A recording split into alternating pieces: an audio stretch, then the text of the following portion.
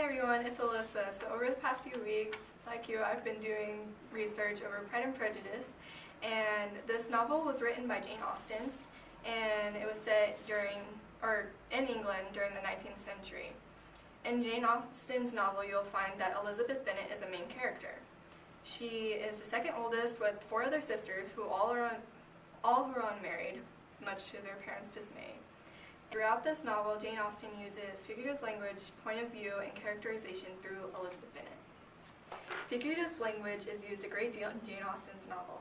One example I have used in my lit analysis is, "If you lament over him much longer, my heart will be as light as a feather." By this, Elizabeth is meaning it would be a light burden to her. She won't feel any more sorrow for Jane if Jane keeps her depression up. So come on, Jane, like, for real, get a hold of yourself. I had not known you a month before I felt that you were the last man in the world whom I could ever be prevailed on to marry. This is a quote from Elizabeth Bennet.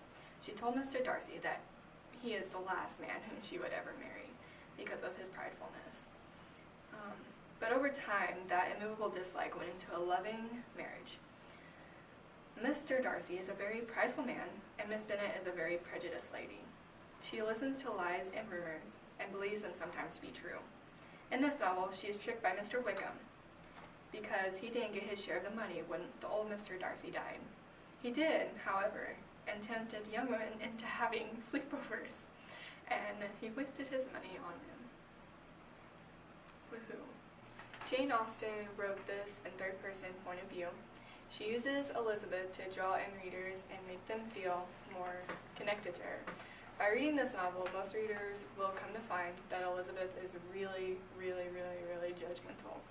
One reason that she judges so much is because she is a member of the upper class, so she has a lot of money, and women don't really do much in the upper class. They're mostly staying at home, and so while they're staying at home, they like to cause rumors and judge, so, I mean, why not? However, Mr. Darcy presumed and says, "She is just tolerable, but not handsome enough to tempt me."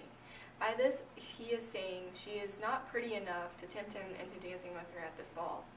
When Mr. Darcy had said this to Mr. Bingley, Elizabeth was close by and overheard their conversation.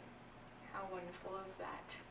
Elizabeth judged him to be prideful immediately, although all through this novel we see the prejudiced side of Elizabeth and the prideful side of Mr. Darcy. When Jane Austen uses this point of view in her novel, I feel more connected to Elizabeth first. But as I continue to read, I'm seeing more and more of how Elizabeth wrongly judges Mr. Darcy. Elizabeth's character is portrayed as witful, judgy, and very intelligent for being a woman in the 19th century. Fun fact, by the way, in the 19th century, women were stereotyped as weak, timid, and passive. But these are all things that are opposite of Miss Elizabeth. After being only tolerable from what Mr. Darcy said, on page 7, she says, "She told the story, however, with great spirit among her friends, for she had a lively, playful disposition, which delighted in anything ridiculous." Elizabeth speaks her mind very much in this novel, and the point of view of the people who dislike her was very unfeminine. All throughout this novel, she has changed from being first-hand judgmental to being a woman knowing the truth and being very understanding towards the people in her life. This whole novel has unveiled trials of marriage, love, and arrogance. Consequently, the hardships the Bennet family faces, like Mr. Wickham and Lydia running off and doing the deed, will be resolved in this novel. This novel mainly focuses on Elizabeth and Darcy.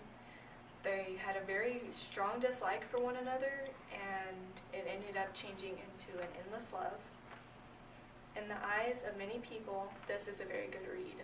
I highly would suggest this to anyone who wants to read a clash romanticizing between Elizabeth and Mr. Darcy.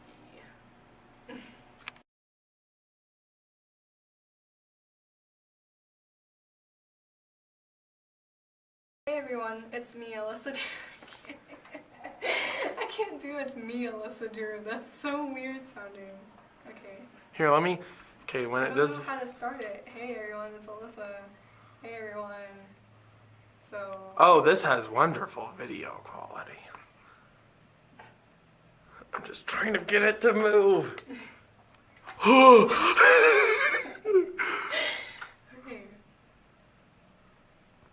I just don't want it to cut out the top of your head. It's okay if you do. If you do, then it's perfectly okay. That's perfect. You wanna watch this? Watch it. Well, like watch this little part.